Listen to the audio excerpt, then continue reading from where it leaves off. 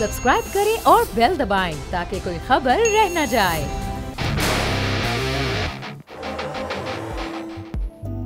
अस्सलाम वालेकुम, मैं अरबाब जहांगीर। आप देख रहे हैं व्यापार बजट स्पेशल। प्रोग्राम में आपको खुशामदीद कहेंगे। और बजट की आमद है, लेकिन उससे पहले कुछ ऐसे इक़दाम भी उठाए जा रहे हैं जो कि इस वक्त पाकिस्तान की मईशत को बहुत सहारा दे सकते हैं। इसमें बड़ा ही शानदार इक़दाम उठाया गया है डाइवो एक्सप्रेस की जानिब से, एशिया पाक ग्रुप की जानिब से, और चीनी कंपनीज़ के साथ चंद मुफाहमत की याददाश्तों पर दस्तखत हुए हैं जो आने वाले दिनों में पाकिस्तान को तवानाई के शोबे में खुद मुख्तार बनाने की जानिब भी एक बड़ा अहम कदम है, और साथ साथ पाकिस्तान की मईशत को सहारा देने में भी अपना भरपूर किरदार अदा कर सकती हैं। थर्कोल गैसिफिकेशन का जो मंसूबा है उसकी मुफाहमत की याददाश्त पर दस्तखत हुए, और साथ साथ जो इलेक्ट्रिक बसों की मैन्युफैक्चरिंग के हवाले से चीनी कंपनीज़ के साथ मिलकर किस तरह काम करना है, किस तरह इस प्रोसेस को जल्द अज जल्द आगे बढ़ाना है ताकि जो पोल्यूशन है वो भी ख़त्म हो सके। फिर जो फ्यूल पर इस वक्त बड़ा इन्हिसार है पाकिस्तान में, उस पर भी थोड़ा सा काबू पाया जा सके ताकि पाकिस्तान की इंपोर्ट्स को कम किया जा सके। उसका इंपोर्ट बिल जो पाकिस्तान की मईशत पर एक बड़ा बोझ है उसमें खातिर ख्वाह कमी लाई जा सकती है। तो किस तरह का ये मंसूबा है, कब तक ये मुकम्मल हो जाएगा और कैसे कैसे इससे मईशत में बेहतरी आएगी, इस पूरी सूरत हाल पर हम बात करेंगे। शहरियार हसन साहब हमारे साथ मौजूद हैं, general manager marketing and media sales हैं। बहुत शुक्रिया शहरियार साहब, प्रोग्राम के लिए आपने वक्त निकाला। सबसे पहले तो ये बताइएगा कि ये जो दौरा था इस वक्त चाइना का, उसमें बड़ी मुफाहमत की अहम याददाश्तें थीं जिस पर दस्तखत भी हुए हैं। शहरियार चिश्ती साहब ने ये दस्तखत किए हैं और अब वो इस मंसूबे को लेकर आगे चल रहे हैं। तो ये कितनी बसों पर मुश्तमिल मंसूबा है? इलेक्ट्रिक बसें जब पाकिस्तान में सड़कों पर नजर आएंगी तो उससे कितनी तब्दीली रोनुमा हो सकती है? जी अस्सलाम वालेकुम साहब, ये बहुत शुक्रिया आपका, आपने मुझे प्रोग्राम में लिया।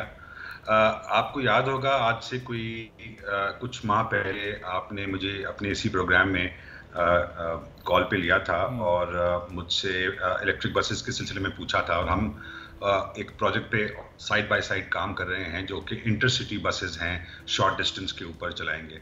तो मैंने आपको ये बताया था कि जो सिटी बसेस चलती हैं शहरों के अंदर, वो गवर्नमेंट के प्रोजेक्ट्स होते हैं और उस पर हमारा इन्हिसार गवर्नमेंट के ऊपर होता है कि गवर्नमेंट कोई प्रोजेक्ट लेकर आए तो हम उसमें गवर्नमेंट के साथ चलते हैं। तो इसी तरह हमने अपना एक किरदार अदा करते हुए डेवो एज अ ग्रुप, और आपने शहरियार चिश्ती साहब का नाम लिया, हमारे चेयरमैन हैं वो, उनका एक विजन है कि पाकिस्तान में environment friendly zero emission full electric buses हों जिससे धुआं और ये जो पोल्यूशन के प्रॉब्लम्स हैं वो हल हों। तो हम उस पर काम करते हुए हमने चाइना की 3 लीडिंग कंपनीज हैं, और ये स्टेट ओन्ड कंपनीज हैं, प्राइवेट कंपनीज नहीं है, स्टेट ओन्ड कंपनीज हैं। एक CRRC है जो कि दुनिया की सबसे बड़ी ट्रेन मैन्युफैक्चरर भी है और इलेक्ट्रिक बसेस की भी लीडिंग मैन्युफैक्चरर है दुनिया में। एक CRRC ग्रुप है, एक पावर चाइना है जो कि पाकिस्तान में 1986 से काम कर रहा है, लीडिंग कंपनी है इन पावर इंफ्रास्ट्रक्चर। और इसके अलावा चोंगचिंग पब्लिक ट्रांसपोर्ट ग्रुप जो कि चाइना का सबसे बड़ा एक सूबा है चोंगचिंग, उसमें पब्लिक ट्रांसपोर्ट रन करती है, बसेस, ट्रेन और taxis. So the largest public transport group in China.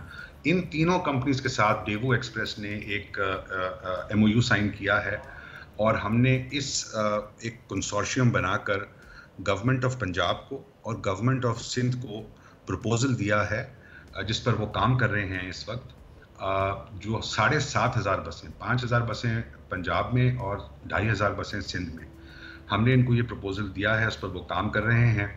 तो हमारा आइडिया ये है कि पूरे सिंध को कवर करें और पूरे पंजाब को city buses, electric city buses से कवर करें, ताकि हर शहरी को ये नहीं है कि शहर के कुछ हिस्से के अंदर बसें चल रही हैं, बाकी लोगों को ट्रांसपोर्ट नहीं मिल रही। हम चाहते हैं कि पूरा जो फुटप्रिंट है बड़े शहरों का, अर्बन पॉपुलेशन का, उनको यानी कि लाहौर, गुजरांवाला, फैसलाबाद, सियालकोट, सरगोदा, पूरा पंजाब, इसी तरह पूरा सिंध कवर हो और आम लोगों को एक सस्ती और एनवायरनमेंट फ्रेंडली ट्रांसपोर्ट मुहैया हो, जिससे मुल्क की भी बेहतरी होगी और लोगों की भी बेहतरी होगी। सही। और तो ये हमारा प्लान है जी। तो शहर साहब, ये जस्ट बसों का एडिशन होगा, यानी इलेक्ट्रिक बसें इजाफी बसों के तौर पर आएंगी, या फिर ये दरअसल रिप्लेसमेंट होंगी जो फ्यूल बेस्ड बसेस इस वक्त चल रही हैं, और पोल्यूशन की भी एक बड़ी वजह है, फ्यूल कंजम्पशन भी उससे बहुत ज़्यादा बढ़ रही है? जी बिल्कुल, पाकिस्तान के 2 मसाइल बहुत अहम हैं। एक मसला तो हमारे एनवायरनमेंट का है कि जिस तरह से पोल्यूशन, लाहौर और कराची का शुमार दुनिया के सबसे मोस्ट पोल्यूटेड सिटीज़ में होता है, और हम इस जगह पर आ गए हैं कि हमें ये लाहौर, ये भी नवंबर दिसंबर में 3 दिन के लिए लाहौर शहर बंद करना पड़ा था, इतनी पोल्यूशन लेवल्स सेहत के लिए मुज़र हो गए थे। इसी तरह ये पूरे पाकिस्तान में यही प्रॉब्लम है। तो एक तो हम एनवायरनमेंट के मसले को हल करना चाहते हैं। दूसरा प्रॉब्लम जो ये फ्यूल बेस्ड या डीजल बेस्ड बसेस के साथ आता है या फ्यूल बेस्ड ट्रांसपोर्ट के साथ है, वो ये है कि धुआं और पोल्यूशन होती है, और हम ये चाह रहे हैं कि हम इन दोनों चीज़ों का सदुपयोग करें, और साथ साथ जब ये बसेस रिप्लेस होंगी, इन बसेस के रिप्लेस होने से जो पेट्रोल की या डीजल की जो रिक्वायरमेंट है पाकिस्तान की, वो रिड्यूस होगी। So we are looking at an estimated amount of $1.2 billion worth of fuel जो हम इंपोर्ट करते हैं, वो रिड्यूस होगा over the next 3 to 4 years।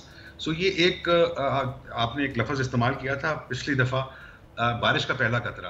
तो हम तो अपनी तरफ से एक कोशिश ये करते हैं कि बारिश का पहला कतरा साबित हों, और उसके बाद फिर मुल्क में दूसरे ट्रांसपोर्टर्स भी और दूसरी गवर्नमेंट्स भी उसको फॉलो करें, और पाकिस्तान का एनवायरनमेंट अच्छा हो सके, और पाकिस्तान में लोगों को पब्लिक ट्रांसपोर्ट मिल सके।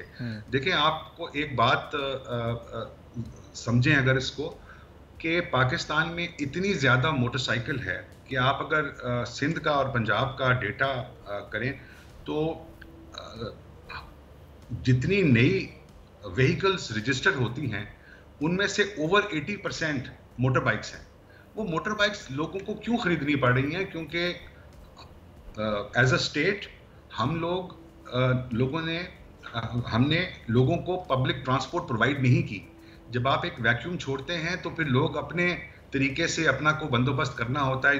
जाहिर है हर एक की कम्यूट नीड्स हैं, उन कम्यूट नीड्स को पूरा करने के लिए लोग ऑल्टरनेट ट्रांसपोर्ट अरेंज करते हैं। तो हम इसको इस तरह से देखते हैं कि जब आप इलेक्ट्रिक बसेस लेकर आएंगे और लोगों को हर सतह के ऊपर अर्बन पॉपुलेशन को आप पब्लिक ट्रांसपोर्ट जगह जगह पर प्रोवाइड करेंगे, तो लोगों को ये प्राइवेट ट्रांसपोर्ट की जरूरत नहीं रहेगी। वो रिक्शों पे इस्तेमाल करते हैं लोग, अपनी प्राइवेट मोटरसाइकिल पे इस्तेमाल करते हैं। तो अगर एक शख्स मिसाल के तौर पे रोज 100 रुपए का पेट्रोल इस्तेमाल करता है, तो वो 40 रुपए के अंदर पब्लिक ट्रांसपोर्ट यूज करके उसका खर्चा भी कम होगा, एनवायरनमेंट के लिए भी बेहतर होगा, और पाकिस्तान की जो फॉरेन एक्सचेंज का बर्डन आता है फ्यूल की इंपोर्ट से, वो भी कम होगा। तो हम इन तमाम बातों को एड्रेस करने के लिए ये एक अपनी काविश है हमारी। आई होप के and we as a organisation we hope that this will really do a lot of good for Pakistan। तो शहर साहब, आपकी कंपनी ने, आप लोगों ने मिलकर ये इनिशिएटिव लिया, शहरियार चिश्ती साहब की भी इसमें ज़ाहिर बड़ी काविशें। तो अब जब चाइनीज़ कंपनी के साथ मिलकर और 3 बड़ी कंपनीज़ के साथ मिलकर आप लोग काम करेंगे, उनका ताउन कितनी अहमियत का हामिल होगा?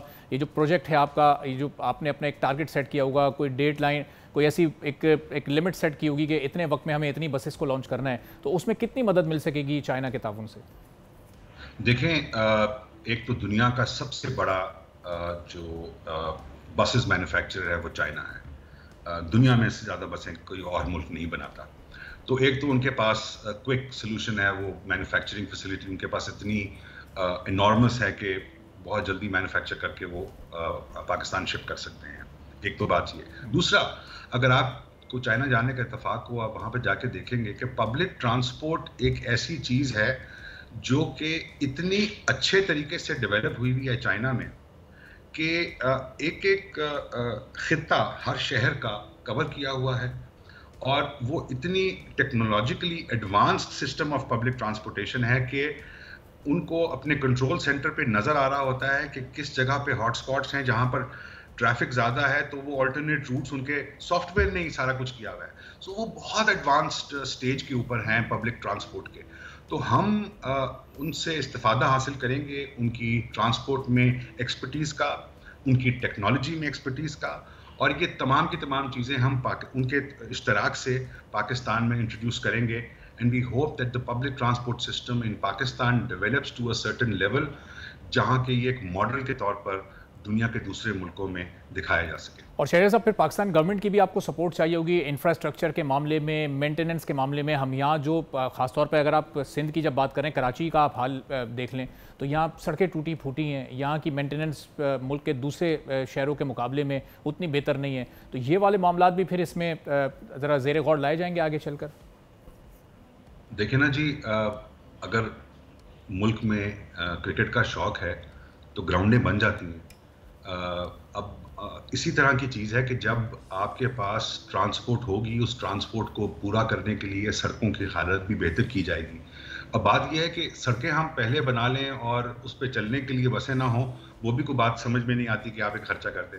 तो जब बसें आएंगी तो सड़कें भी इम्प्रूव की जाएंगी, रूट्स को बेहतर बनाया जाएगा और मेंटेनेंस पर भी खर्चा किया जाएगा।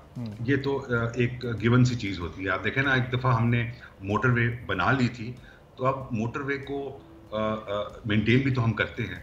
तो ये इस तरह की चीज़ है कि इंफ्रास्ट्रक्चर, तो जब चीज़ें आप इंट्रोड्यूस करते हैं तो इंफ्रास्ट्रक्चर खुद ही बनता है। मोबाइल फ़ोन भी जब पाकिस्तान में आए थे तो शहर में, कराची में कोई 15-20 टावर थे जिसके थ्रू ये कंट्रोल होता था। अब आप देखें जगह जगह पर टावर लगे हुए हैं। तो जब चीज़ आ जाती है तो उसको मेंटेन करने के लिए इंफ्रास्ट्रक्चर भी उसके मुताबिक ही डेवलप किया जाता है। सही। और शहजाद साहब, टाइम फ्रेम आप लोगों ने क्या रखा हुआ है, टारगेट्स क्या सेट किए हुए हैं? यानी ये क्या इस साल के आखिर से या नेक्स्ट ईयर से ये मामला ये शुरू होने जा रहा है? कुछ बसेज आ जाएंगी, फिर किस तरह उसमें नंबर ऑफ बसेज ऐड होती जाएंगी? जी, ये over a period of 2 years, 2 to 3 years ये सारी बसें आएंगी। अब ये चीज़ फाइनलाइज अभी होगी अगले 2-3 महीने के अंदर, कि ये 2 साल के अंदर या 3 साल के अंदर ये तमाम की तमाम बसेस पाकिस्तान में हम लेकर आएंगे और यहाँ पर चलाएंगे। तो ये अगले 2-3 महीने में वाज़ेह हो जाएगा कि कितना टाइम पीरियड होगा। हमारे अंदाजे में 2 से 3 साल के अंदर ये सारी की सारी बसेस पाकिस्तान में आ जाएंगी और जिससे पाकिस्तान की इकॉनमी को और पाकिस्तान की आवाम को इससे बहुत फ़ायदा होगा।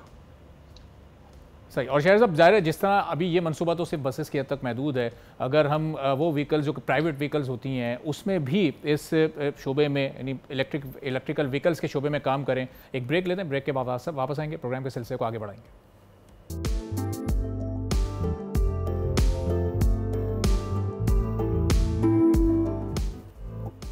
एक बार फिर प्रोग्राम में आपको खुशामदीद कहेंगे। और जब से SIFC का क़याम अमल में आया है, IT सेक्टर रोज़ बरोज़ तरक्की कर रहा है, इसकी एक्सपोर्ट्स बढ़ती जा रही हैं। चूँकि SIFC का बहुत ज़्यादा फोकस था IT सेक्टर पर, इसको गेम चेंजर के तौर पर भी देखा जा रहा था। सिर्फ अप्रैल के हम अगर फिगर्स देखें तो 62.3% IT की एक्सपोर्ट्स में इजाफा हुआ है। और अब इसीलिए जो आने वाला बजट है जो कि 2 रोज़ के बाद जारी किया जाएगा, अनाउंस किया जाएगा, उसमें IT सेक्टर के बजट में 350% तक इजाफे की तजवीज़ सामने आई है। और जो मुख्तलिफ नए मनसूबे हैं उनकी क्या तफसीलात हैं, उनके लिए कितना कितना बजट जारी किया जाएगा। तो जब इन्वेस्टमेंट ज़्यादा होगी, फैसिलिटीज़ ज़्यादा होंगी, फोकस ज़्यादा होगा, तो फिर IT एक्सपोर्ट्स किस हद तक बढ़ सकेंगी, जो अभी 3 अरब के अराउंड, इस वक्त 3 अरब डॉलर्स के अराउंड मौजूद हैं। इस सिलसिले में हम बात करेंगे। उस्मान नासिर साहब IT एक्सपर्ट हैं, हमारे साथ मौजूद हैं। उस्मान साहब, बहुत शुक्रिया प्रोग्राम के लिए, आपने वक्त निकाला। अब जो कोशिशें थी SIFC की, उनकी तारीफ़ें अब आप देखें कि बरतानवी मीडिया भी कर रहा है, BBC बाकायदा तौर पर वो अवामिल पेश कर रहा है कि क्यों पाकिस्तान में IT एक्सपोर्ट्स इस वक्त बढ़ रही हैं। अगले 1 साल में फिगर्स आप कहाँ जाते देख रहे हैं? जब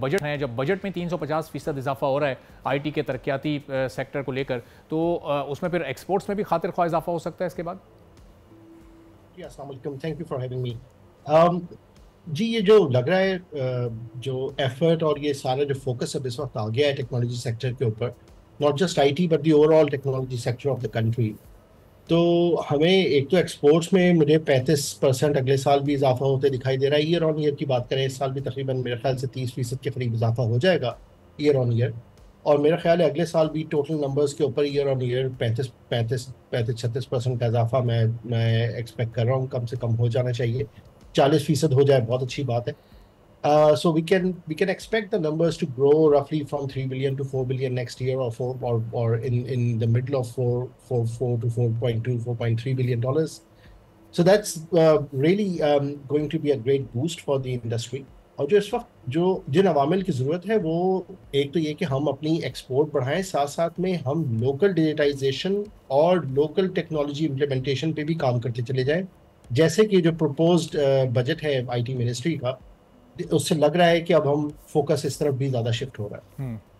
तो अब उस्मान साहब ये बताएगा कि अभी फैसिलिटीज़ अभी मजीद कितनी फ्रीलांसर्स को दरकार होंगी। अभी जो BBC हमें बता रहा है वो अब फ्रीलांसर्स के लिए गैर मुल्की आमदनी की मकामी बैंक अकाउंट्स में जो जमा करने की इजाज़त है वो उससे भी बड़ा फ़र्क पड़ा है। लेकिन अगर ये तमाम अमाउंट पाकिस्तान में ही आ जाए और पाकिस्तान में ही ऐसे कुछ चैनल्स क्रिएट कर लिए जाएँ कि वो अमाउंट जो कि फ्रीलांसर्स बाहर रखने पर मजबूर हैं वो पाकिस्तान ला सकें, तो उससे कितना फ़र्क पड़ जाएगा? देखिए, जो फ्रीलांसर्स के लिए ये हो रहा है, ये अच्छी बात है, लेकिन ज़्यादा ज़रूरत आपको लार्ज टेक्नोलॉजी कंपनीज का पाकिस्तान में होने के है। और जो पाकिस्तानी टेक्नोलॉजी कंपनीज हैं इस अमल की ज़रूरत है कि एक ब्रेक लेते हैं, ब्रेक के बाद वापस आएंगे तो कुछ और अहम मौज़ूआत पर बात करेंगे।